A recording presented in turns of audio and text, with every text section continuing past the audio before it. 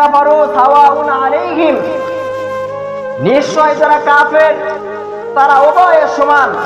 আনজারতাহুম আম লাম তুনজিরহুম, তাদের ভয় দেখান বা না দেখান, লা ইউমিনুন, তারা কখনো ঈমান আনবে না। ভয় দেখালে তারা ঈমান আনবে না, ভয় না দেখালেও ঈমান আনবে না।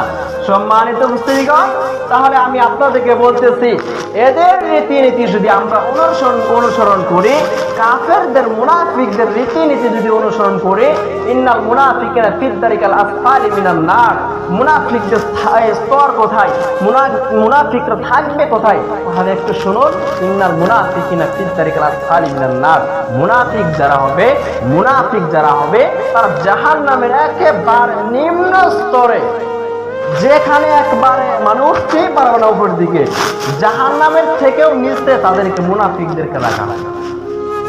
জাহান্নামের একেবারে নিচের জায়গাতে মুনাফিকদের স্থান দেওয়া হবে।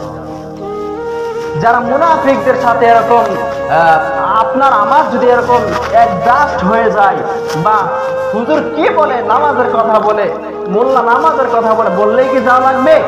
আরে এক সপ্তাহ মঙ্গলবারের দিন দাওয়াতের কথা কাজ মসজিদে চলতেছে, এরা বললেই কি আমাকে যাইতে হবে? আমার কি কাজ নাই? আর আপনি মরে দেখেন না আপনার কাজ কোথায় চলে যায়। এই বাহাদুরি কোথাও চলবে, সেখানে কোথাও কোনো বাহাদুরি চলবে না। আপনার আমার বাহাদুরি দুনিয়াতে, সেদিন কোনোদিন মাওলানা তার বাহাদুরি চলবে না, মুফতিকারা তাদের বাহাদুরি চলবে না। বাহাদুরি কি চলবে? যাদের আমল আছে, ঈমান আছে, এই আমল আর ঈমান যাদের আছে তাদেরই বাহাদুরি সেখানে চলবে। সম্মানিত উপস্থিতিগণ, তাহলে আমি আপনাদেরকে এটাই বলতে চাচ্ছিলাম, মুনাফিকদের রীতিনীতি যদি আমরা অনুসরণ করে থাকি, তাহলে কিন্তু আমাদের অবস্থা ভয়াবহ হবে।